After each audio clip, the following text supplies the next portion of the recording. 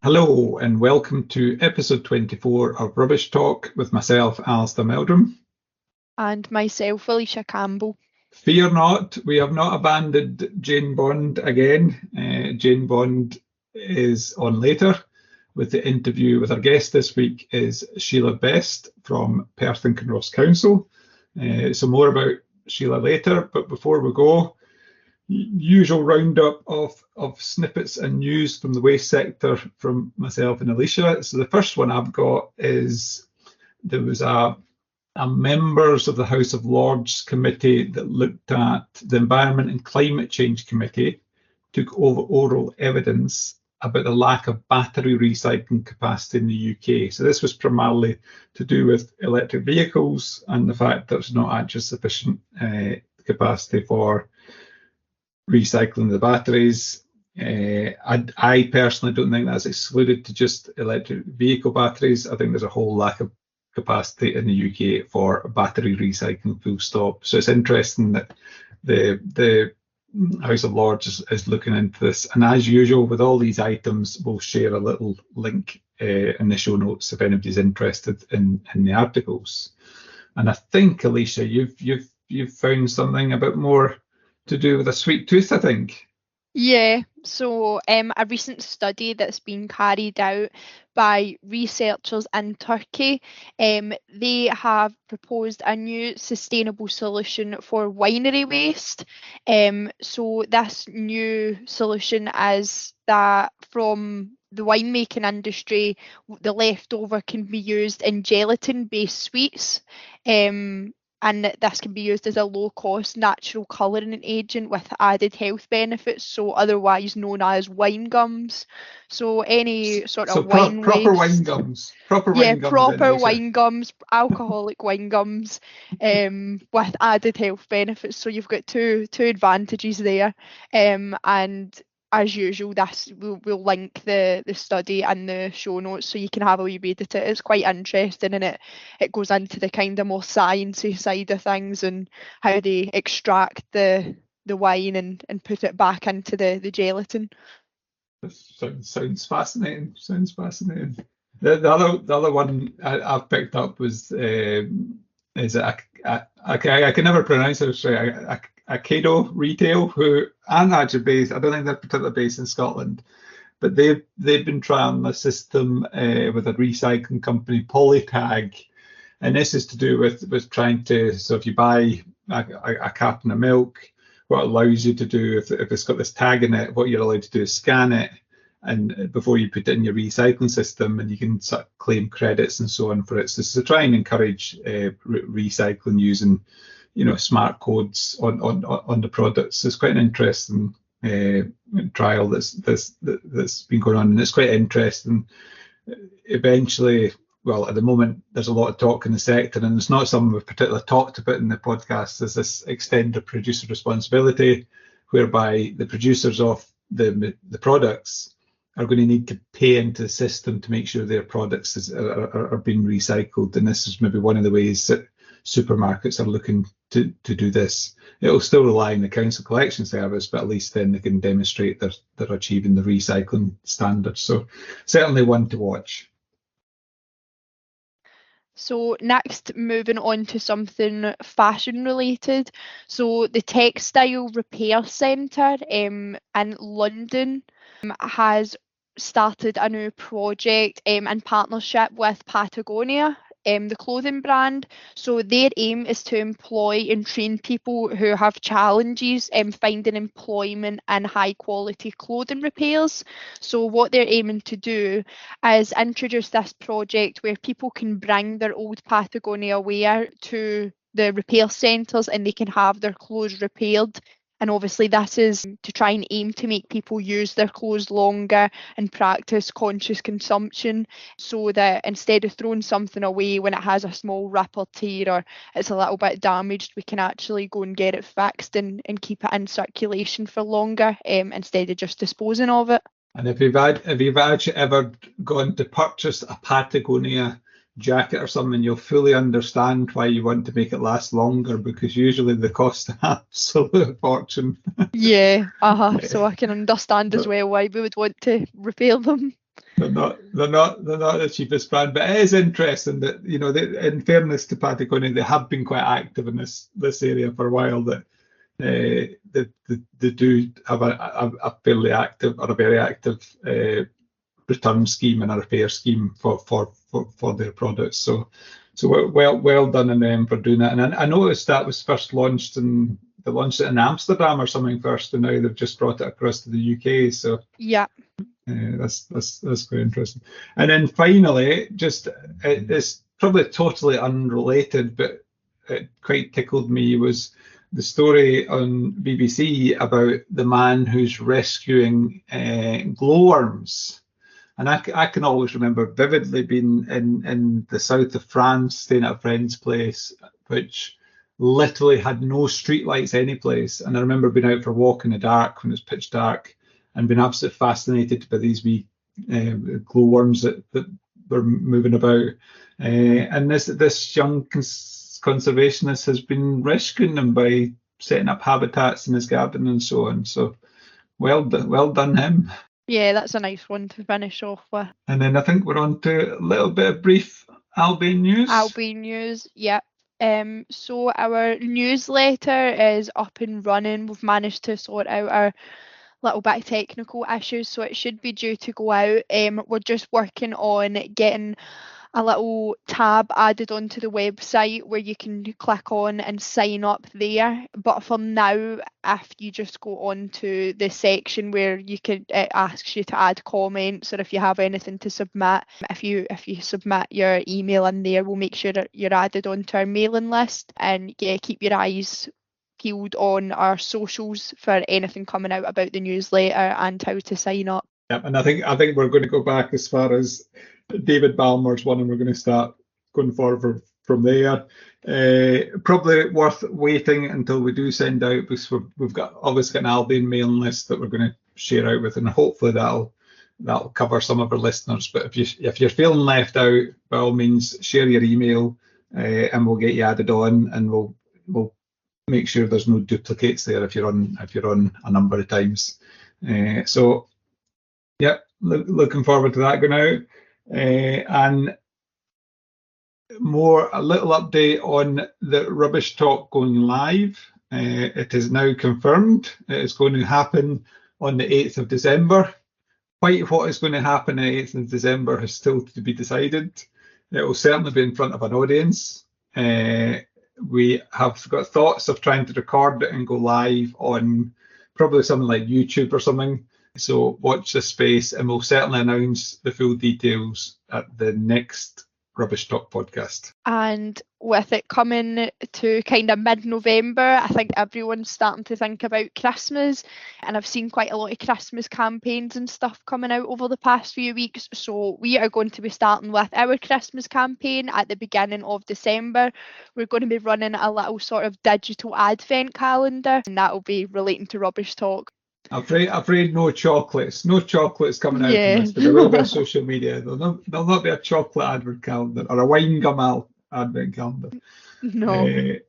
And I think that leaves us just to introductions. So myself and Jane Bond interviewed Sheila Best, who is the Waste Services Manager at Perth Kinross Council. We've actually been trying to get Sheila for a number of months now. She's probably been our hardest guest to pin down, but she had very valid reasons for that, and she sort of explains at the start of the podcast.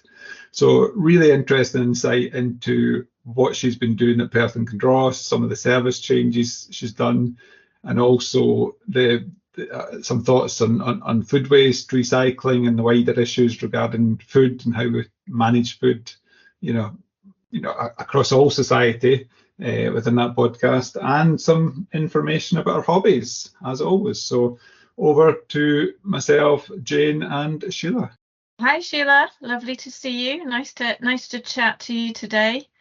Hi, Jane. Hi, Alistair. Thanks for having me on.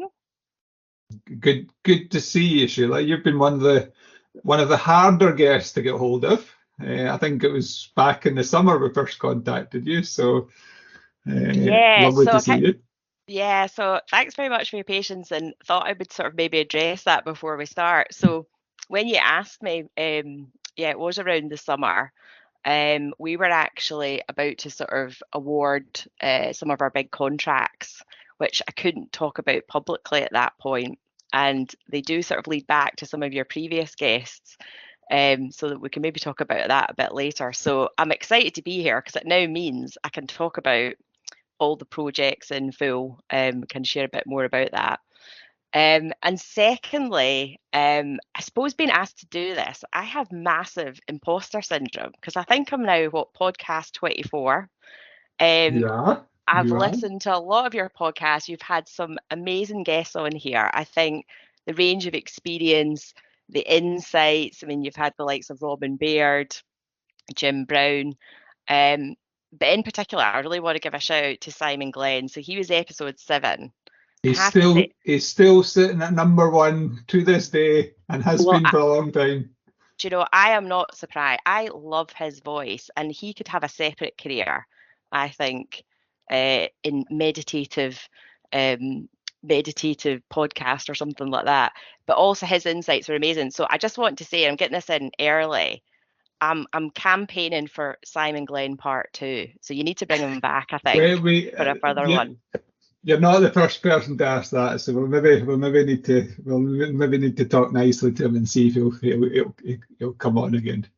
Yeah, he does love a rant, and we like to get him on the controversial topics, because it's great to listen to somebody like that to talk about all these things, and with such a big insight, I think, as well, isn't it? You know, talking from knowing about it rather than just, thinking it's not such a great idea. Yeah, massive insight, massive passion. And also another little request for me is maybe a highlight show, because I think listening back, there's so many great insights and points that people have brought out. It'd be great to expand on that. So just to say, watch this space, Sheila. We've got a Christmas special planned. Right. We're going to just go through a number of questions for you. The one, I suppose, I want to start off with is about who you currently work for, and a bit of background about the organisation, and a bit about your role as well. And, that might bring out some of the projects you've been working on and things like that. So it'd be really good to hear all about that, Sheila. So I'm Sheila Best. I've got about 20 years experience in the resource and environmental management sector. I'm currently Waste Services Manager for Perth Kinross Council. And for those that maybe don't have very good geography, obviously we sit within the middle of Scotland.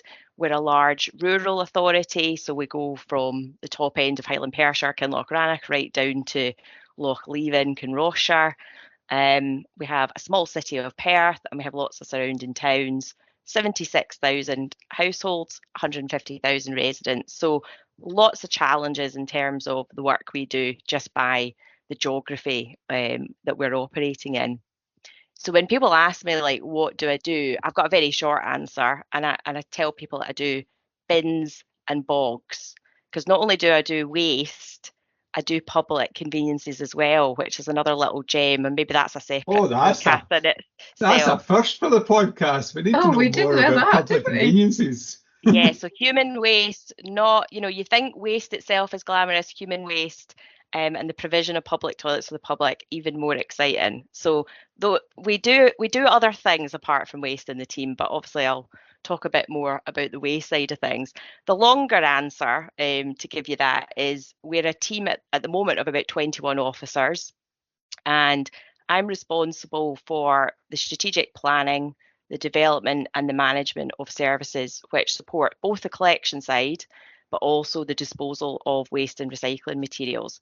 And essentially, like any other local authority, we're there to sort of deliver the statutory functions of the council. So lots of things that we have to make sure we are doing to keep ourselves right. So as I've mentioned, we have 76,000 households. So my team essentially are the customer interface for that. And we also have 1,800 commercial customers as well. So we've got a commercial waste team. We're doing work around that as well. And we're probably a bit different to other local authorities. Some waste managers do both the operational side and the strategy side.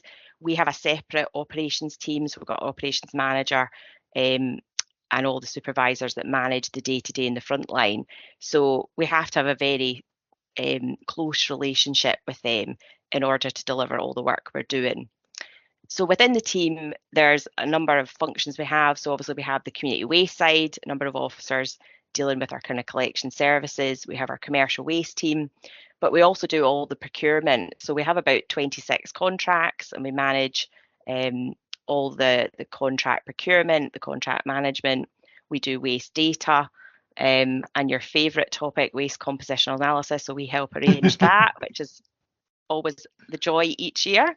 We have waste awareness. We do lots of work around the education, the communication side, and waste minimisation.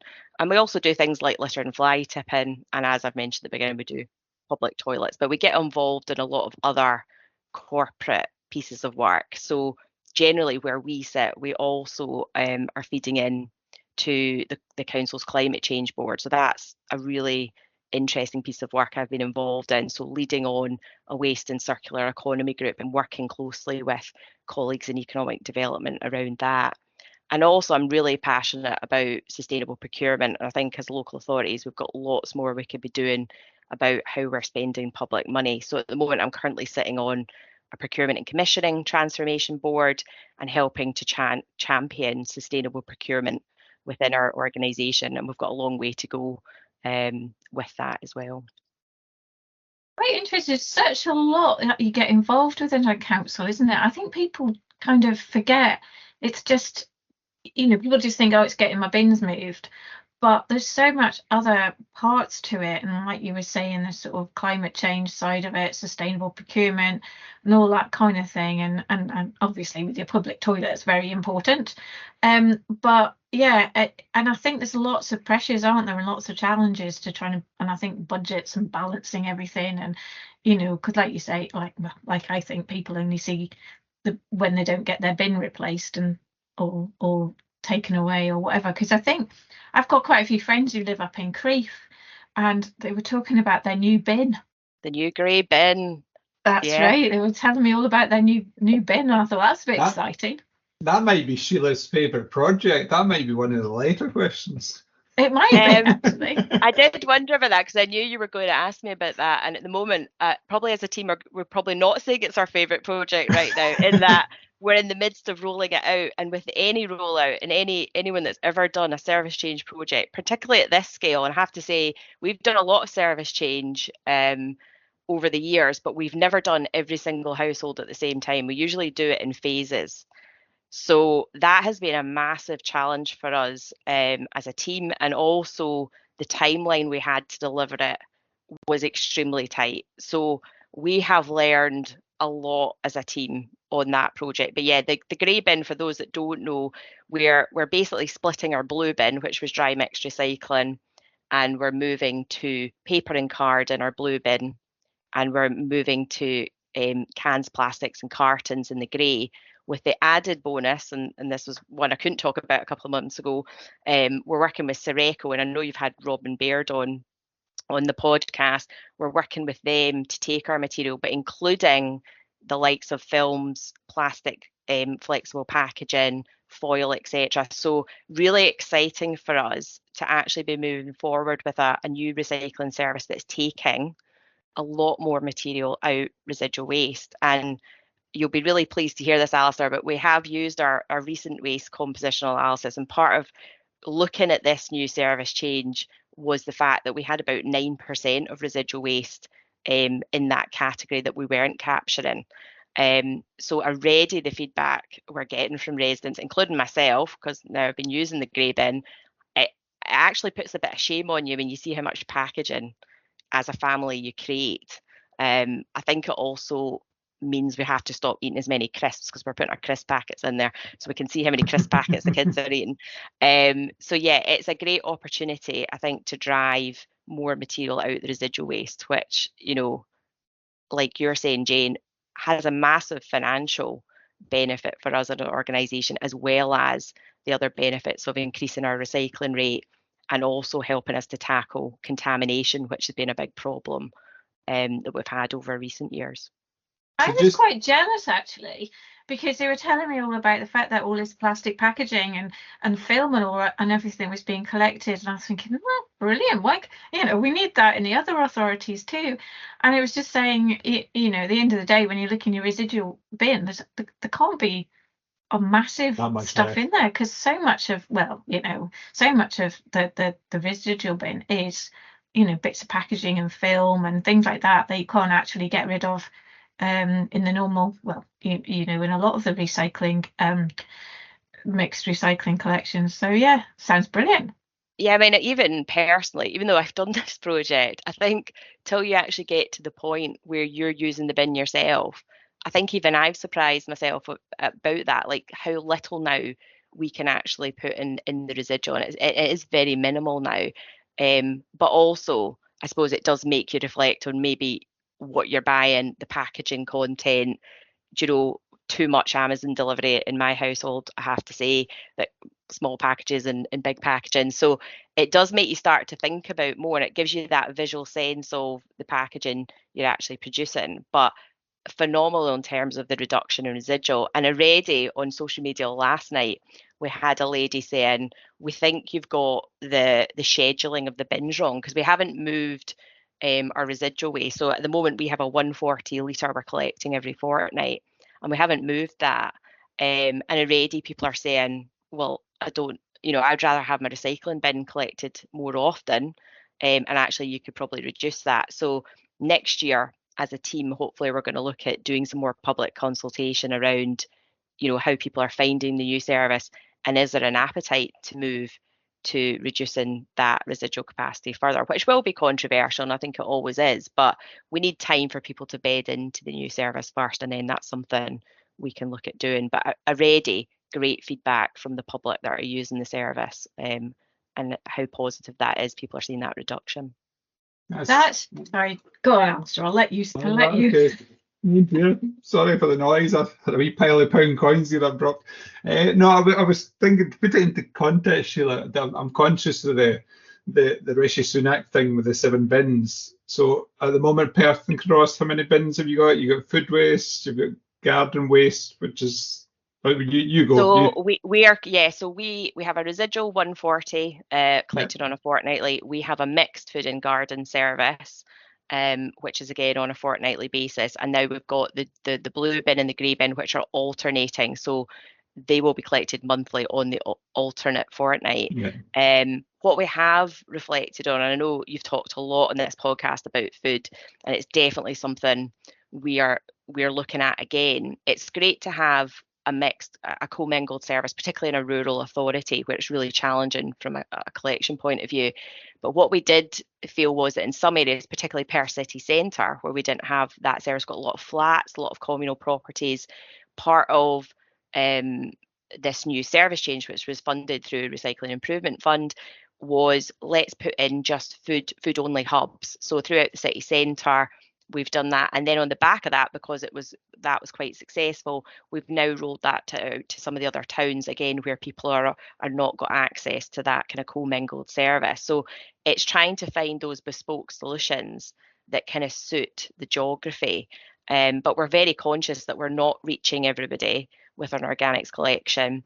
So we have to kind of rethink about what we're going to do for those that are not currently on. Are we going to continue to expand that, and there's costs associated with that, or are we going to look at things like helping to promote kind of community composting, other initiatives like that? So there's a lot more we need to be doing around that. So yeah, that's the service we've currently got at the moment. It's the food waste is quite a big thing, isn't it? Because I know I was doing some lectures at a university last week, and we were talking, or this week, but we were talking, and it was all students, so MSc students, or and sort of undergraduate students, and we were talking about waste and recycling, all that sort of stuff. And one of the things they were saying, that where they are, it's not in Perthshire, I'll just say that now, where they are, they don't have any food waste collections, and that's in the city centre. And when, again, my daughter is at the university there, and she was saying, she said, Mum, I need a food waste bin. I need a food waste bin because, I'm not used to putting my food waste now into my residual, and I don't like doing it. And I'm thinking, yes, I brought her up well, but I guess it is that food waste, isn't it? And making sure people have got access to that. And if there's no access in a city centre where you would think you would have everything, then what hope have you got, really? And that was definitely the feedback we received. We had a number of residents in the city centre just saying, you're offering this service elsewhere and we really want to use it. Now, being realistic, we're not maybe getting massive recovery of food waste in the city centre, but what we are seeing, people that want to use it are using it correctly. And so you have very little contamination because they're actively choosing to use that as a service. So that's what's been really positive about it, which is why we very quickly thought this is kind of working in the city centre. So let's roll this out to some of the other towns where we know that access is not available. So I think in every location, you've got to take your base, collection service, but then think what are the opportunities to evolve that. And for some of those areas, it might be a bespoke service that you're sort of providing to get that recovery. I think the waste composition as well, looking at that again after you've rolled out everything, would be really good. I know, we've obviously done some waste composition analysis for you previously, and I think was a quite a good video that was done, wasn't there, on the waste composition, which I think was quite good. We'll have to share that, Alicia. We should share that video. Actually, we can still find it, can't we, Sheila? Yeah, we've still got that, and I think we've done a lot of videos over the years showing our recycling journey for dry mix recycling. We've done the same with our organics because there's a great circular story with that because it gets processed up at Bin Farm. So I think the videos have always really done well, and I think the waste composition analysis, and it's one thing I suppose for any younger listeners or people new in the industry listening to this, one of the first things I did when I came into Perth Kinross Council was I actually did a waste compositional analysis. Alicia's on this call, by the way, listening in, so hopefully she's taking note of what you're saying here, Sheila. I think it's really important, and I got one of the girls in the office, she came to help me, and she said, yeah, I don't mind coming to help, but are you just going to promise there's not going to be any rats in the transfer station? And I said, no, it's fine. And we tipped the waste on the floor, and then 3 minutes in, I see this giant rat appear out of nowhere, and I thought, I'm just not mentioning that to her, she's not going to continue doing this. But I think it's really important that you get involved in doing some of those things, because it really is eye-opening, and that's part of the reason we wanted to do the video, because I think it actually shows people when we talk about, we do waste composition, what does that actually look like, what does that actually mean, and what information are we getting from that. And so we've done that we've done that on a regular basis, and it's been really useful for us helping assess when we're doing any kind of service changes. So we're going to rerun that in the new year once we've let the service bed in a bit more, and hopefully we will see some big changes across some of those categories. You've just reminded me of the Laura Young podcast, but she actually recommended doing a personal waste analysis, keeping your waste for a week, and then having a search through it and finding all these crisp bags, Sheila. Yeah, I'm thinking we might do a wee session with a few different residents, just maybe doing a bit of that and just doing a bit of a show and tell on what the new system means for them, and what are they seeing now in the residual, like what is left in that residual bin. So I think, yeah, we will do it, because I think the visual really helps people. I think the other thing, which I've heard, Rory, who's been leading the project, he went up to Dundee to buy some new bins for his kitchen, because obviously the big part of this is now you have to sort of resort how you're going to do that in your kitchen or whatever area you're in. And he went into the shop to buy them, and the lady said, oh, is this to do with the new grey bin in Perth? She said, we've sold out of kitchen, but everyone's been in buying bins to separate the waste. Now, we didn't have to buy a new bin, but what we have done, we had a big bin for a residual. We've now swapped that for the grey bin, and we've now got the tiny bin is now residual. So we didn't need to buy a new bin, but it definitely shows that you can actually flip that around. So I think that's been the big change for a lot of residents. Is a number of people have said to me, I've had to go and reset up my kitchen or set up my internal system to sort of facilitate this, because it is a big change for people. Yeah. You know, I think my top tip with that is I think I know they're plastic boxes, but the plastic boxes you can buy at IKEA, two fit under a standard unit side by side, so you can have one for your paper cardboard, one for your plastic. And okay, they're not that big, but they're big enough that you're not in and out emptying them, every day sort of thing. So there we go. Anyway, moving on slightly, going back a little step, Sheila. What brought you into the world of waste management? Was it on purpose or was it by mistake? So this is a bit of a long story, so you might need a wee cup of coffee for this one. And probably like a lot of people know, it wasn't originally my intention. So do you know, at my school, careers advice was quite simplistic and I got quite good grades. And so the kind of two options were medicine or law. And personally, and I don't know if you've ever seen me, but I love a suit. I love wearing a suit. And at that time, when I was sort of 17, 18, I loved all the kind of legal dramas like Ally McBeal, Ally Law, for the younger audience, now Suits. So I thought, this is me. I'm going off to Edinburgh University and I'm going to study law and I'm going to have an amazing suit. And maybe eventually I might be in a courtroom, wearing the wig and the gown. And so in my first couple of years, I really loved criminal law. And I thought, this is where my future's going. And at the end of second year, they burst my bubble because you needed to get a certain grade in your exam to kind of move on to do that in your honours year. And so instead, and I also have to say, we'll come back to this later, I also failed contract law, which is not good, but I do a lot of that now and it has been really useful. So basically when you don't make the cut, they give you a list of what's left. You get the leftovers. And at that point, I really thought, am I going to continue doing law? Is this for me? And on the list was environmental law. And I was like, oh, this sounds a bit different. And the reason it was different, because with law, and I know you've had Laura on as well, you do a lot of essays about stuff that's quite theoretical. But with environmental law at honours, they ask you to do a project. And so I thought, great, this sounds a bit different. This is quite practical, which you don't get in law. And at the time, my dad worked for Scottish Water, and he said, I've got a contact in the Air SEPA office. So why don't you come down, have a wee chat with him and see if you can come up with a wee project that you could write about. So I can't remember the guy's name, but the guy down at the Air SEPA office was very welcoming.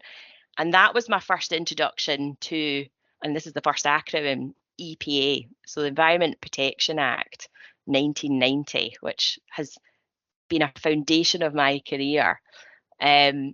So we chatted about that, and SEPA at that time were having a bit of a problem with Section 59, which is about the power. Jane's just waving it around in front of the camera to prove she's read it.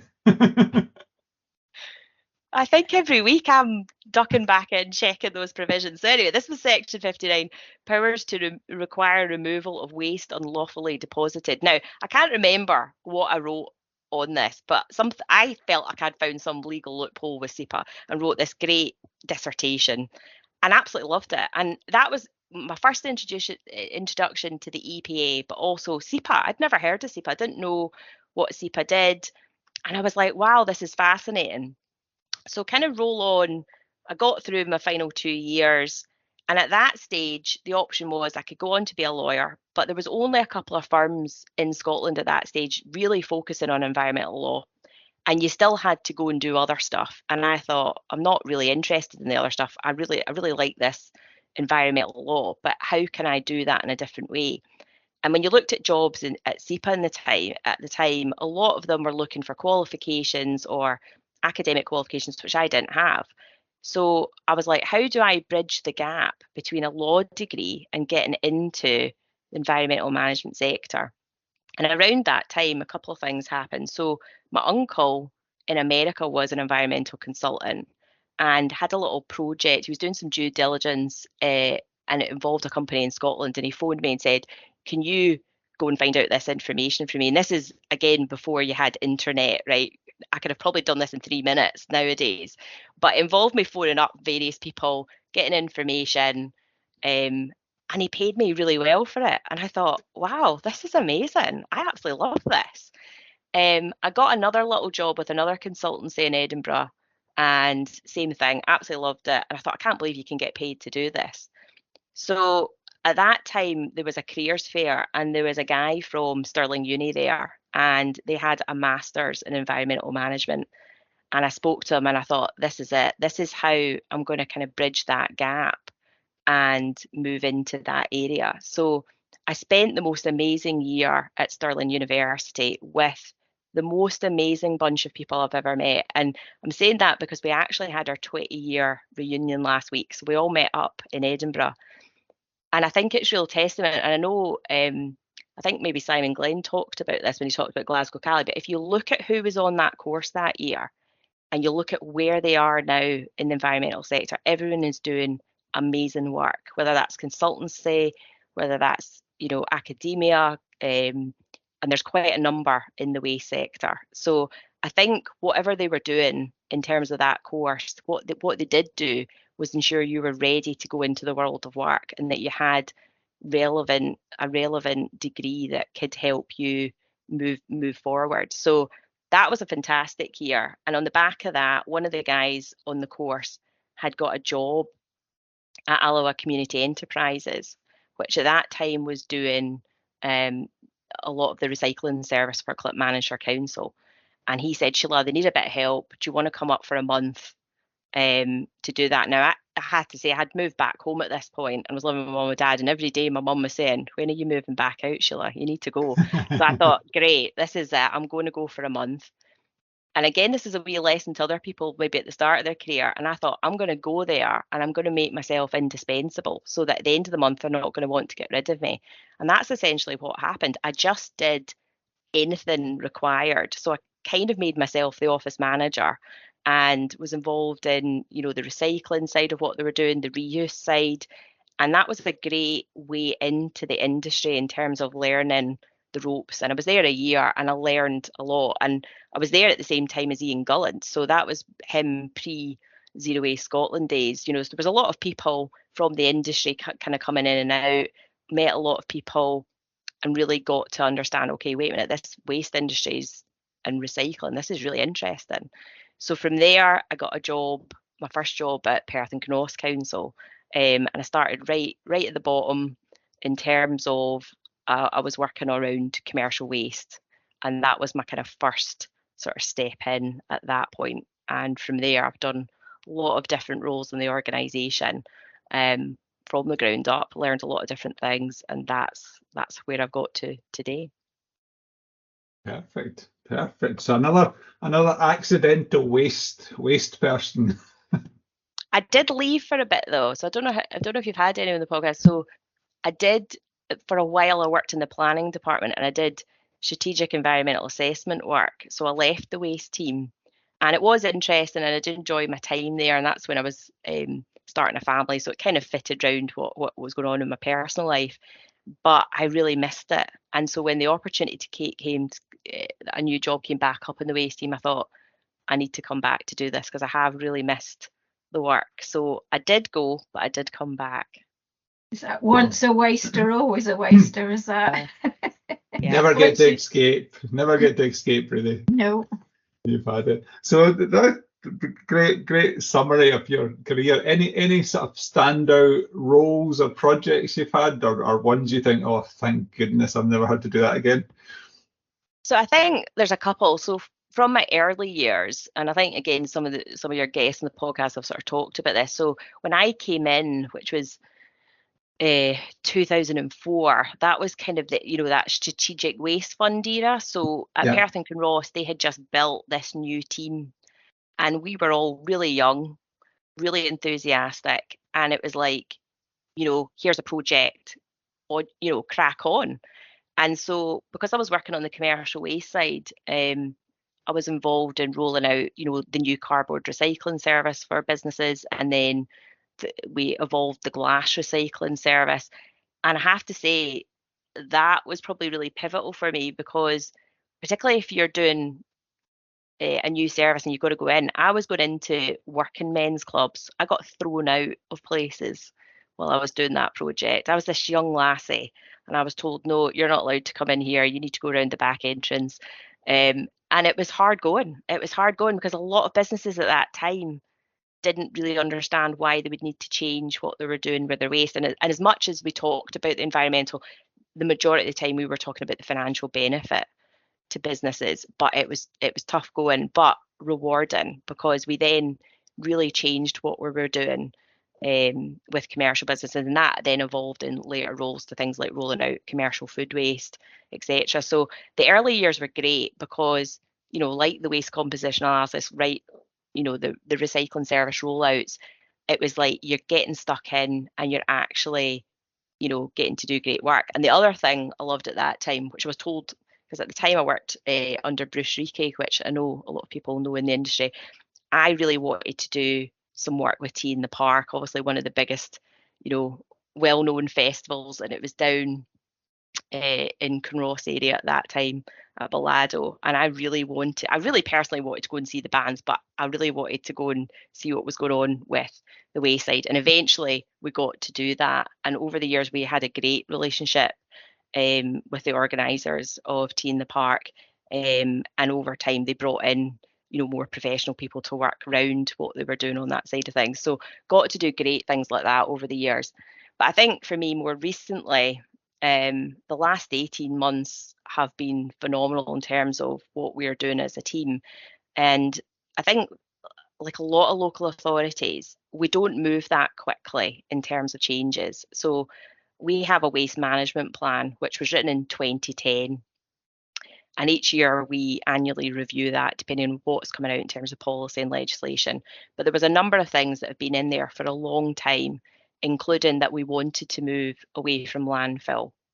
And so my predecessors, Bruce before me and the predecessor before him, we've talked about this for a long time, and it's taken us a long time to get to that point. And I've got a wee story about your episode 9. So you had Jim Brown on in episode 9, and you asked him the question about, what was next for him and what he's doing. And his main thing was, I've got this energy from waste project and we want to get it over the line, and it was a huge thing for the business. And for anyone that knows Bin Group, it's run by the McGregors, it's a family run business, and they've been talking about this for over 20 years. The planning went in really early. And I was sitting listening to that podcast on the Friday night. And what Jim didn't know was that we had finished the contract evaluation and we knew we were going to award the contract for residual waste to them. So I had a little chuckle to myself because I thought very soon he's going to get the letter from us to say, they've been successful. And I knew how much that would mean to the business locally, how much it means for Perth and Kinross as a whole in this area. And we've worked with them on a number of things over the years, but to solidify that partnership is fantastic.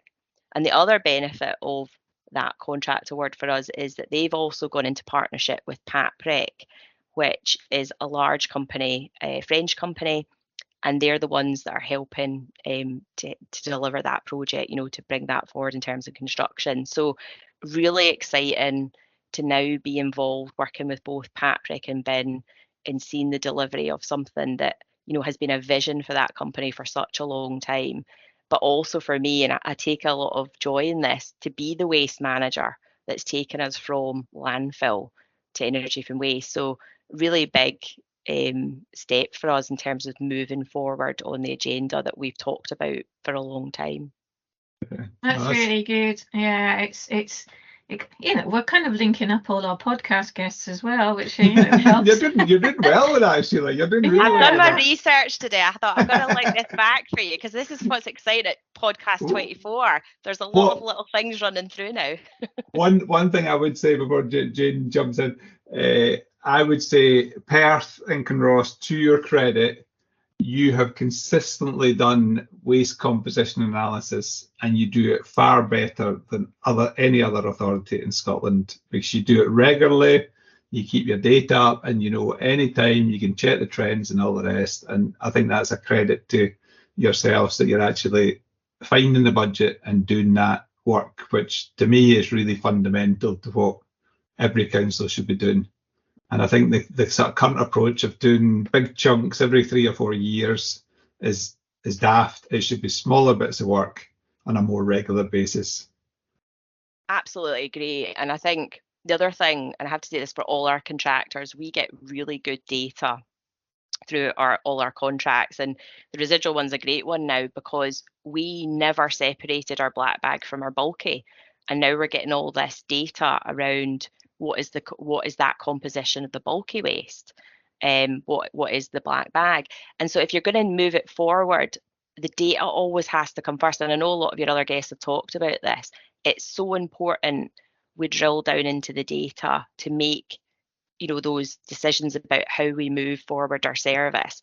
And the more data we get, and it's the same with recycling, we get really good data from our contractors about when we've had DMR, the composition of the DMR, and now moving to our new grey bin service. Again, we're already getting data on what do those first loads look like, and that's really important, particularly. And I know I've done work on this, but we've done a lot on contamination, and again, having that regular data to understand what that looks like. And then if you bring in initiatives, is that making an impact? You've got to have the data coming through all the time to understand that. But the waste compositional definitely is something we're always going to continue to do, because I think it helps demonstrate, the success of the work that we're doing, and it helps us then make the decision, where do we go next? So that's what as a team, we're starting to look at again, is all the different commodities, the composition, and what initiatives could we do around each of those. And there was a really good, and so I stole this idea from Stuart from Suez. He did this amazing diagram with all the different commodities and the policies that kind of sit above that. And then what I've done is sort of taken his diagram, but now extrapolate that with more data and the compositional. And it's a good way to show the team when we're talking about what we're going to do next. It's a good visual way to sort of think, where do we want to go next? Where do we want to target? But the more data we can get, absolutely is pivotal, I think, to making those decisions. So what is your next focus then? Where are you going to go next, both in your role, your current role, and Perth Kinross Council as a whole? What's your next project, Sheila? Well, the first thing we're going to do is probably all have a little lie down. The team have actually said to me last week, I think because we've tried to do a lot in 18 months, and there's been some other projects that we have been delivering alongside the two I've mentioned about twin stream and residual, but we need a bit of a breather, and I think we need to regroup as a team. What's interesting is our waste management plan was originally up till 2025. And each year we annually sort of review it. But as a team now, we need to kind of just stop and take a step back and think, right, what are we going to be doing for the next 10, 15 years? And a big part of that, which I know Veronica from Hamilton, who talked at the recent conference, she's from Highland Council, there's a big issue that we have across local authorities about infrastructure. So we have a lot of historic legacy infrastructure that's been around for a very long time, underfunded, underdeveloped, and a lot of that is now not fit for purpose. It doesn't meet the requirements. And I know you've talked about POPs and WUDs recently. So now we've got a lot of councils thinking our infrastructure doesn't match now the requirement of something like that. So there's a massive piece of work we are undertaking, looking at a full asset review. So we're looking at all our depots, our transfer stations, our recycling centres, and thinking, what do we need to do to develop that, to make sure it is fit for purpose, to make sure it does meet the policy agenda coming forward. But we're talking tens of millions of pounds. And as you've said, Jane, the big problem we've got in local authority is budget. And it's how we put forward that case and get visibility. So we were talking about this yesterday in a meeting. How do we get that visibility? Because the other things we're spending money on are schools and museums and leisure. So how do we make that how do we make a waste transfer station sexy? And I was in a meeting recently. One of the senior managers said, it's just a shed. And I was like, no, it's not just a shed. There's a lot more to a waste transfer station. So it's how do we get that visibility? And coming back to taking the videos, even the videos of how we operate are really useful, because even people within the council maybe haven't been out and seen inside the transfer station or the depot and how we actually operate. So we've got a massive piece of work to come up with a 30-year plan that looks at all our infrastructure and how are we going to fund that and how are we going to develop that so that it is fit for purpose going forward, you know, for the next 10, 15, 20 years. Good luck with that one. It's keeping me busy. I was just thinking about how do you make a waste transfer site sexy. When I was lecturing on Monday, we were talking about, you know, waste transfer stations and all sorts of waste, and a couple of the students came up to me at the end and said, oh, we went on a field trip to a waste transfer station and it must have been like a recycling facility, you know, or whatever. They couldn't remember where it was because they went on a bus and they fell asleep. But he said, when we got there, it was just amazing.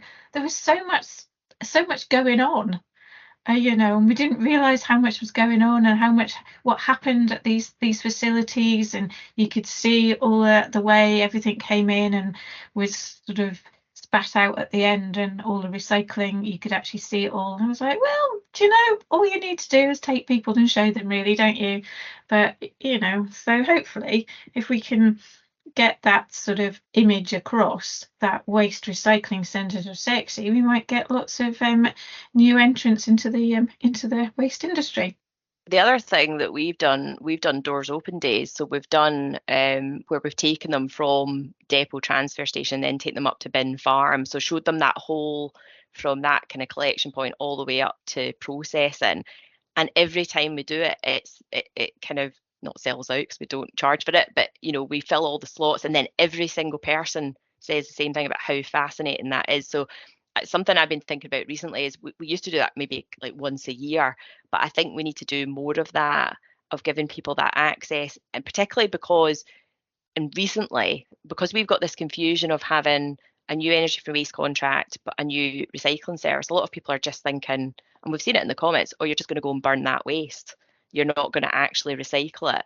So there's something really important about the communication we're going to do with Paprick Bin on what's going on there, but also we're going to put out some communications with Sereco and Smurfit Kappa who are doing our paper cardboard, because it's really important to show that process of this is where it's going and this is how it's getting processed. Because I think there's been a lot of TV programs, documentaries that have made people think that they can't trust what we're telling them. So the more we can be explicit about that, and whether that's site tours or videos, but just being really open about it, I think that's really going to help in terms of giving people that trust in the services that we're providing. Perhaps we could have a rubbish talk field trip, Alistair. We'll put that into the 2024 ideas pile, will we? Okay, moving on a little bit, Sheila. I'm assuming you're, and I don't think you can not do it. It's like the habits that you've got in the workplace. You know, you're focused on recycling and recovery and all that sort of stuff. I mean, that's got to go into your personal life as well. Are you kind of the bin police as well when you go and visit your friends? Do you know, it's actually different for me because and this will give you a laugh, Alistair. So obviously my mum and dad still live in South Ayrshire, so I'd have the whatever, your 17 bins, whatever you've got. So my mum and dad, 17, the 7. the 7, you got the 7. So they come to my house and criticise my service and then tell me I'm putting the wrong stuff in the wrong bin. It's hilarious, and I have to keep saying, do you know, they're slightly different services. Do you know, they're both good, but they're slightly different. And that's the problem. We don't do curbside glass in Perth and Kinross, and my husband and my parents don't like that fact, probably because we have quite a lot of glass that we produce. So my husband doesn't like doing the walk of shame recycling point recycling. So I tend to not tell people what I do. If I go to parties and things like that, I think the problem is if you tell people, you then get a crowd that comes round and wants to ask you all the questions. So sometimes I avoid that. And I live in a small village, so I have to not respond to the social, we've got a little village social media page, and there's so many times I want to jump in and my husband says, no, just leave it, you'll get into this big dialogue about it. So I try to be good. I think you know, you've talked about this before. I mean, I had a big argument with my brother because my brother wasn't doing food waste, and it was that conversation of like, what's the point? Oh, it's a bit yucky, all that kind of stuff. So, do you know, it's challenging, because even people that are quite educated and know they should be doing the right thing, it's hard to sort of even get that behavioural change with your own friends and family. But I think personally for me, I think this job has made me really reflect about what I do in my own life. And one of the areas I think for me, and it's something we're going to look at as a team, is sort of clothing and textiles. So, trying to be mindful now about not buying the cheap jumper and actually saying, maybe I'll buy one thing, but I'll spend a bit more and get a quality item that I'm going to rewear for a long time. So I think there's something around that fast fashion that is definitely something we've got to look at. And so we're hoping to do a bit more about that maybe next year. But personally for me, it's about stop buying new things and actually kind of hire it, or could I just come up with a different combination, So yeah, I think that's something for me. But I think being on the climate change team, and seeing some of the other project work, whether that's energy or travel, it's just about what are the small things you can do in your own life. And I'm not perfect by any means, so I think there's a lot more I need to do to try and do better in some of those categories. So it's the fast fashion is quite interesting, because I'm actually starting doing a lot of, not a lot, but shopping in charity shops. And when you actually see the quality of the clothes in the charity shops, they're all like, good quality clothes. You don't get any of the cheaper fast fashion clothes in there, which I guess it goes to show that, the good quality you can use and use and use again. Yeah, and we did a kind of clothing swap evening, and we had lots of guest speakers, not just talking about recycling clothes, but talking about fashion and just colours and what to wear and things like that, and how to repair your clothes. But I ended up with the most amazing coat, and I think when I looked online, it was a very expensive coat, and I'm still wearing it now. It's a classic. And so you can find absolute gems. It does take a bit of time, and I think you have to be prepared that sometimes you'll go and not find what you need. But I think it's definitely something we could all be doing a bit more of, and particularly supporting our high streets, getting out there as well, supporting organisations on the high street. I've got a great friend down the road who's got lots of clothes, and she gives me first pick before she takes it to the charity shop. It's like, okay. It was my birthday the other day, Sheila, and I got a shirt for my birthday, so that's me done my clothes shopping for the next year. Anyway, moving on. All work, no play. How do you get away from it all, and how do you relax? So I think, like a lot of people, I've got 2 kids, a husband, lots going on with work. And during COVID, I really thought, I've got to find something that's just for me. Particularly when your kids are young, that's kind of your full focus. And I'd given up a lot of things that I'd done for myself. And I'd read this really good book that sort of, talked about, you've got to find that thing that you love. What is the thing that brings you joy? And also, what is the thing that will give you that sort of delayed gratification? So it's something you're going to have to work at and sort of challenge you. And I had a couple of conversations around that time, and I kind of realised that the thing that I was massively missing, which I'd done when I was younger, was drumming. So I play the drums, and when I was younger, I used to play in bands. And when you sort of said, how did I fall into this industry? I actually had a sliding doors moment when I was at university, because I had a drum teacher at the time, and he said, Sheila, you could be a session drummer. You could go down to London. There's a drum school down there. You could go and take this further. And so I had this, do I leave law and go into do something environmental, or do I do the drums? And so obviously, at the time I thought, no, I'll be sensible and I'll go and do environmental management. But it's always been something I've been really passionate about. But when you have kids and you move around a lot, a drum kit's not an easy thing, particularly if you live in flats or small properties, to take with you. So just before COVID, my husband had said to me, you don't play this, you're not using the drum kit. And I sold it, and I spent 2 days crying, and I couldn't understand why I was crying. But I think because I thought, I'm giving up the dream here. So in COVID, I thought, I need to get back into this. And so I contacted a new drum teacher. She's only 26, she's the youngest drum teacher I've ever had, but a phenomenal woman that massively has pushed me for the last 2 years. And what I've realised is, number one, I could never have been a session drummer, because I think when I was younger I was really confident, thought I was an amazing drummer. Now I've realised all the things I don't know. Now I've gone back to do it. But she structures it round what you want to play and your sort of what your passions are. But the other thing, and I suppose this probably applies to both of you, because I know you know, Alison, you like running, and Jane, you like cycling.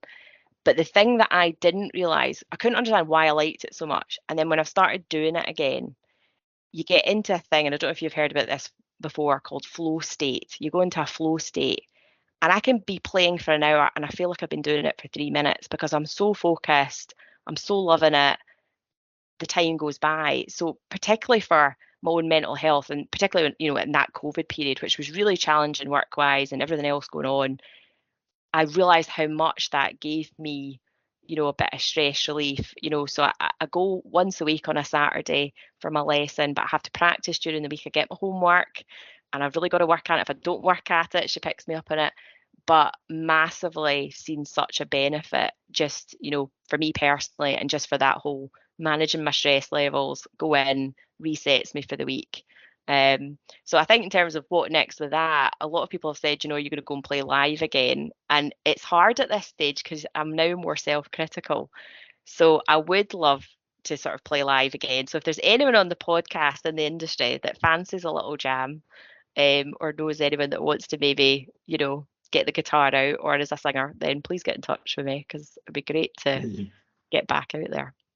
Excellent. Then we could be, can we not have a rubbish talk band?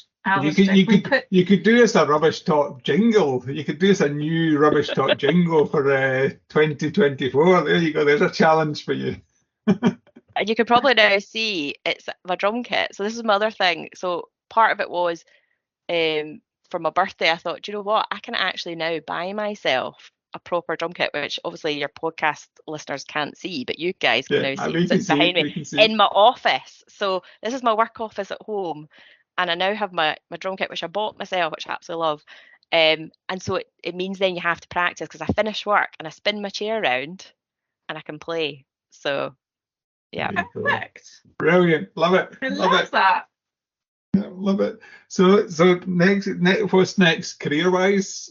What you happy doing more of the same, or it's not quite more of the same because it's always changing? But yeah, I think, you know, in the short term, obviously we're rolling out this new service, so there's a lot to be doing in terms of getting that with the team over the line, and obviously the work on kind of asset management. But I think, like anybody, you know, I'm kind of mid-40s. I've been in the local authority for 20 years. So there's a bit of a decision, I suppose, for me now. And this is the challenge I think you have in local authority, is if you decide you want to move on in local authority, if you move up, you go into a more strategic role, which is maybe got a wider environment focus or climate change focus, but less maybe directly around waste. Or I choose to kind of stay within the industry, but maybe explore kind of other areas. So it's a bit of this is a bit of career therapy for me. So it's a bit of, you know, answers on a postcard if anyone's got any suggestions or thoughts on this. So I have been speaking to a few people in the industry about it. You know, there is an opportunity. Would I look at private sector? Would I look at consultancy? I don't know what's on the cards for me. I think I've always been on the mindset that you've got to keep moving forward. And so and I had a great person, Mary Cowie, who worked at Abertay Uni early in my career, said to me, you know, Sheila, you should every 4 to 5 years be thinking, are you developing?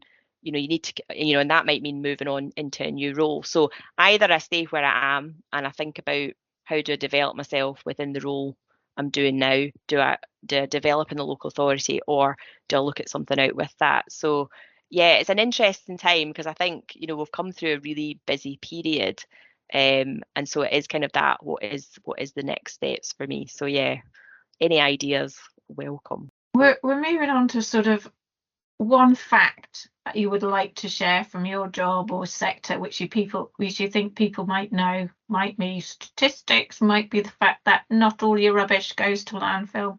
Anything in particular? I think this is a difficult one.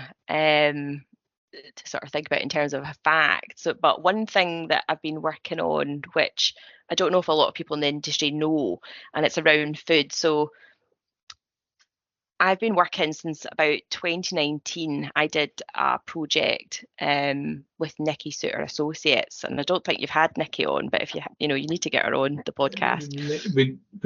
We have tried.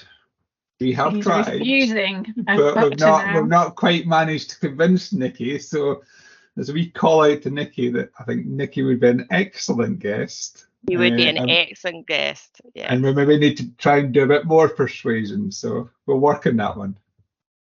Yeah, so myself and Nikki, and also our team like Charlie, we've done a lot of work over the years. But in 2019, Nikki worked with us to it kind of started from the point of view of we were looking at food waste, but we also wanted to kind of look at the redistribution of food as well. So we started that project, and we did a lot of community consultation, and we looked at rural communities, we looked at communities within Perth, and what kind of fell out that kind of opened a can of worms, because when you start to look at food in a broader sense, then you start to realise there's a lot more issues that sort of sit around that. And I think for me as a waste manager, because I have to talk about this a lot internally, and people wonder why as a waste manager am I generally talking about food. But I think one of the things that I'd read around that time was a book by Carolyn Steele called Hungry Cities, and there's a TED talk that she's done about this. And she talks about the fact of why do we have food waste? We have food waste because we have a disconnected food culture. And a lot of that is predicated in the history. So there's a whole load of stuff in the book about that. But the other thing that she talks about is fear of dirt, or the fact that we don't trust food anymore. And a lot of that's come through, local authorities are part of that, our food safety and what we've done around all of that. So she talked about that. So for us, it was like, here we have this cultural problem, but we need to kind of start to look at it in that kind of broader food systems approach. And what came out that piece of work that Nikki did was that was a real appetite within communities around creating community hubs, not just about, so that they could provide food, but it could be sitting down and having a community meal, sitting down together as a community and having food together, or learning, cooking skills, but not just doing that with kids, but doing that maybe as a family or doing that as a community group. And we published that report in February, and a month later, COVID happened. And a lot of the recommendations in that report and a lot of the groups that we wanted to work with, a lot of things then accelerated. And I became a kind of lead officer in terms of that emergency food response. So suddenly I got to see it from a totally different side. And it opened up my world to, if we're going to tackle food waste, we really got to look at this whole cultural issue around food. And so not talking about food waste at all, but talking about growing our own food. And there's been recent studies about talking about that, if you grow your own food, you don't waste the food. And again, there's another great TED talk, which I could probably share for the link, where the guy in the TED talk talks about, if kids grow kale, they'll eat kale. And so in COVID, we ran that experiment. I didn't grow kale, but I grew lettuce, because I thought lettuce is one of the things as a family we waste quite a lot of, and the kids don't really eat it. So if we grow it ourselves, we'll eat it. And they did. And very small things like that. And so I'm not saying and I'm not an expert grower. I'm not good at growing things, but I managed to keep the lettuce alive, So I think this is coming back to my earlier point about the small things you can do. You don't need to make these massive changes, but those kind of changes can make a difference. So that project with Nikki has been a real springboard into work I'm now doing with some other officers around developing a good food partnership. And so the thing that a lot of people don't know about is there's an organisation called Sustainable Food Places, which is supported by Nourish Scotland. And it's a network of food partnerships across Scotland who are sharing best practice, who are talking about these issues. And a lot of them are third sector organisations. They're not from the waste industry. And they're bringing a different perspective, and they're bringing a different narrative to the conversation. And so what I think we need to do as an industry is start to look more broadly like that. And I think the time I've had in this space has really opened my eyes up to, I think a lot of time we default to food waste collections and what we're doing there. And we've talked about love food, hate waste, and that is a good campaign. And I think there's merit in love food, hate waste, messaging, and we still need to do that. But how do we broaden that so we're not even talking about food waste? How are we just changing the culture by getting more people to grow their own, getting people together to know how to cook properly as a family, all those simple things. So that bit of work is something we're now developing on, and I'm hoping, here's another shout out to Nikki, hopefully there might be another bit of work, Nikki. And we're going to look at the supply chain, and we're going to get a lot of people in the supply chain locally into a dialogue and think about what are the barriers through that. How do we avoid food loss at that production stage, and then how do we avoid the food waste at the back end? And I think as an industry we've too much gone into our silos, and we look at this in a very small way. And I think if we're going to tackle some of the big stuff like food waste, and I know you've talked about that a lot, and I know you've got your little shout out to people about looking at your figures around that, which I'd like to come back on, Alistair. I haven't had time, but I'm going to come back on it. I think that's the kind of thing we need to do as an industry, is have a topic like that, and then all of us drill into it and share our knowledge, but bring in other voices that can also contribute to that. So it's not a fact, but what I would like people to do in the podcast is go and check out Sustainable Food Places if you've not. And if you're in the waste sector, you should be getting involved in helping whatever your local partnership is, if you're in an area, or helping the whole network, and think about how we can take forward food waste as part of that wider agenda. That was really interesting, Sheila, in terms of food waste. That's is sort of an insight I've not sort of really thought about before. So quite happy to share some of these links. You mentioned a couple of TED Talks and links, we can add that on at the bottom of the sort of show notes if people are interested. So yeah, thank you for that. Just moving on, we're going to go to your favourite bit of industry jargon or acronym. So I did have one, and I know it's been stolen, because you've talked about POPs, and the reason I find that funny is I called my grandfather Pops. So when that came up at the time, that's made me laugh a lot. So I'm not going to talk about that, because I know you've already done Pops and WUDs, which are my absolute topical right now. I think for me, I haven't really touched on this, but I think it's not really my favourite acronym, but I think just something that's kind of topical for me at the moment. And I've talked about waste transfer stations, WTS, but HWRCs, household waste recycling centres, or RCs and RPs, recycling centres and recycling points. Again, we talk a lot about curbside collection, but we don't talk enough about the other services we provide that are bringing in those other materials. And I think, like I've mentioned there, we're doing a big asset review looking at, are those recycling centres fit for purpose? And a lot of the time they're not, because the footprint's not big enough now, because we've just expanded in terms of what we're collecting. And now with POPs coming forward, that's another requirement to maybe separate further again. So I think HWRCs for me is something that's quite topical, and I think we need to think better about the infrastructure we have across Scotland to sort of manage those other types of materials that we're not picking up in the curbside. I think that focus in HWRCs has come up in the last few podcasts, hasn't it? Pam Walker brought it up, and Colin also mentioned it. So you're right. I think it is really topical. So we're going to give you just to end, or almost end, we're going to give you a magic wand to do something in the waste sector. What would you like to use it for? No pressure. I would love us all to get in a big room together and have a chat, because I think we've talked about this over the last couple of years, and I know there's discussion of co-design or co-design. We're co-designing the co-design right now. I don't know if anyone's heard that come out from Zero Waste Scotland.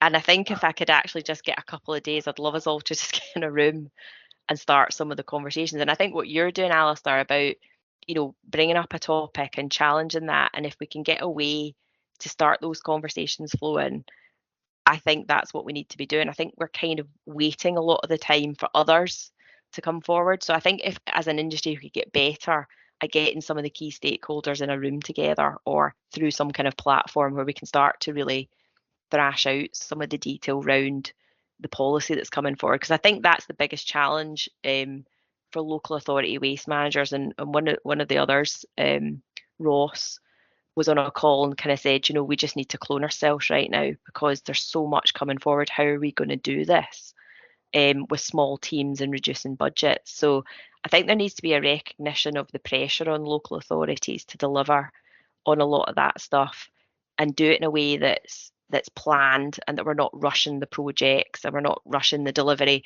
because I think there's a real danger we get it wrong. So I think there does need to be more open dialogue. I think the other thing, because this has come out through the circular economy bill and the route map, is my other little magic wand request is about some of the language. So we talk a lot about enforcement, and I don't like that as a concept. So at the moment we've got 2 recycling assistants that are going out and they're speaking to residents, and they're the ones that have helped us tackle contamination, and had some really honest conversations with some of our residents. It's been challenging, but I think we've forgotten that we need to get out into communities and have those conversations, and that's really appreciated by the residents. So I think we've got to stop talking about enforcement, but talking about it in a more proactive way. And I think using the phrase recycling assistant or something like that is better, because I think when you start to talk about enforcement with the public, then they shut down and they don't want to use the service properly, and they're not listening and they're not engaging. So I think some of the language we use in the industry needs to be a bit more positive and a bit more proactive. Mm-hmm. Yeah, no, quite right. No, I agree about the dialogue. I don't think there's enough dialogue, honest dialogue between, whether it's councils, waste contractors, whatever. We're all, the waste contractors to a certain extent have been complicit. They've accepted waste that's heavily contaminated. They should be pushing back and saying, no, hang on a minute here. You need, whoever it's sending it to them, you need to do something about that. And we all need to be a bit more honest about what's working and what's not working. If it's not working, certainly within Scotland, I would say there's the skills and expertise to sort it. It's just making that happen. So. Yeah, and I think it is like you're saying it, and we've been lucky. We've had some really good contractors, and we have really good meetings with our contractors where we can discuss a lot of these issues, and that's why we've been able to sort of develop further things. Like when the contamination was an issue, we were with Suez, and we had a number of conversations about that. They were extremely helpful in coming up and having a look at the material and speaking about their own processes. And I think it's about how do we all learn from each other. We all need to work as an industry. And I think coming back to my previous point about transparency, there needs to be much more transparency around what we're doing as an industry. We need to get better at the comms. I don't think we're doing that enough consistently or collectively in terms of the communication side of things. And I think that's something that's definitely, so maybe that's my third magic wand, is that, the early days, and again, bringing back Nikki. You're only meant to one. Sorry, I'm name checking Nikki again, because the early days with Scottish Waste Awareness Group and what we did around comms at the time that she was kind of leading on that work was fantastic. And we had a really strong communications offer across local authorities and what we were doing in the sector. And we've lost our way with that now. We get a lot of comms campaign materials, but nobody's doing anything consistently. I think there's been some good examples with the work around, like you've talked about this in another podcast about, the vapes and the fires. There's been some really good stuff, health and safety stuff that's come out from Switch. Some really good little initiatives that are coming forward where we've actually come together as an industry and kind of shared that kind of information. But I think we need to be more planned around that, about what is coming up for us as an industry. Can we pool our resources? And I know there's some of the bigger companies that have got good comms and marketing teams that really know their stuff. So can we come together and kind of share on that? And that was something I chatted about at the Scottish Resources Conference. And I've still not heard from them. I did say to people, please come and have a chat to me about communication, and nobody has come forward and had that conversation. So, I'm kind of putting that shout out again. I think, we need to think as an industry how we're doing that better. I've proposed to Switch, and it's not been agreed how Switch is going to pull this forward, but on the subject of vapes, batteries, fires, and so on, my theory is you could have 4 or 5 social media posts on these subjects, fairly simple, fairly straightforward.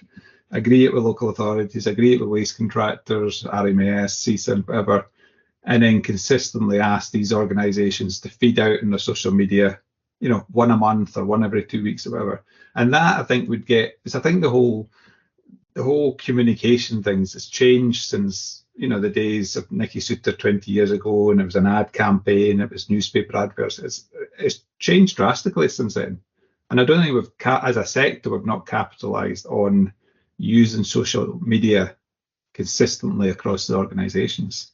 Yeah, and it's a low cost option, so Yeah. we should be using it better, and we should be using our platforms. And also, and this is something I learned from Nikki on a piece of work she did for us about how you get your other stakeholders. So even as a local authority, we've got other people we could reach out to say, can you reshare on your platform? So it's about getting that leverage across multiple channels that have got good reach, and we need to get better at doing that. So again, I'm happy to have that conversation with anyone that's interested. I think we definitely need to move that forward as well. I think it's always, isn't it? You have big campaigns at the beginning, there's all sorts of like publicity put out, and then all dribbles off and people don't forget about it and just go back to the way they were. Whereas, like you say, if it's consistent message going out all the time, then people would still be aware of it rather than it fading into the background. Okay, last question, Sheila. Do you have any advice for anyone wanting to follow a similar career path? How to get started? Where would they look? Where would they go? Any suggestions? So I suppose going back to what I kind of said about the start of my career, I just sought out little opportunities. And I think for anyone in the industry, it's thinking, who can you reach out to? What contacts have you got? Get out there and just find those little opportunities like that. Taking a month's, I'm going to go and work for Alloa Community Enterprises for a month. I just took that opportunity, but then I made what I could out of it. And I think if you don't have any contacts through friends, family, whatever, and we've seen this a lot as a team, is get the name of your waste services manager at your local authority if you're a student and say, I'll come and do a project with you. And we've had loads of amazing students come forward recently and done really useful bits of work for us. And the point with that is you get to know them. So then if you advertise a job down the line, you already know what they're capable of doing. They've kind of shown their worth. So I think it's just find the contacts and reach out. Like don't feel shy about contacting people or emailing people. And whether that's, you're a student and you can do a placement, or whether that's you just can offer some time to go and shadow somebody, I think that's probably the most meaningful thing. So I don't know, I've now said that, I'm probably going to end up with quite a lot of emails with people contacting me, but I think that's what people should be doing, because I think it's the best way. You've got to get experience on the ground. And that was the thing I lacked as a student. I had a lot of theory, didn't have a lot of practical experience. And I was lucky when I came into the industry, I got lots of practical experience on the ground really quickly. So the only way you can do that is to reach out, I think, find those contacts and use them, exploit them. Oh, totally. Everybody's got to start somewhere, isn't it? And if you've got contacts, use them. People in the industry will be, like you say, everybody started somewhere. Yeah. But now it would be remiss of me, Sheila, to not mention two of your Perth colleagues who were the inspiration for the podcast. So John Cassidy and Stephen Watt from Young Hearts Run Free podcast, who people have listened to some of the earlier episodes. That was the sort of inspiration. I was on their Young Hearts Run Free podcast, which is mainly about running. Well, it's about running and food, actually, mainly. So they both work for Perth Kinross, I believe, and I think you know them both. I know both of them. I've worked with both of them. John's done a lot of work with my team as well. And so, yeah, I actually took some advice before I decided I was going to come on and do this. I was like, I need some advice on how to do a podcast well. But they kind of said what you said, it's just treat it like a conversation in the pub and enjoy it. And so, yeah, I've listened to a few of theirs as well, and their podcast is great. So it's a very circular story, this, isn't it? Circular Absolutely. Story of how I've now ended up here. So they said they would give this a listen. Oh, there you go. I'll give it a plug. I'll make sure I tag them on Twitter or whatever, or social media, so they know. They have, in fairness, they've had a few mentions over the podcast. So well, thank you very much for your time. That was excellent. Some really thoughtful material there. So thank you. Thanks so much for finally having me on after Yeah, a wait. thanks, Sheila. It was worth Yeah. the wait. It was worth the wait.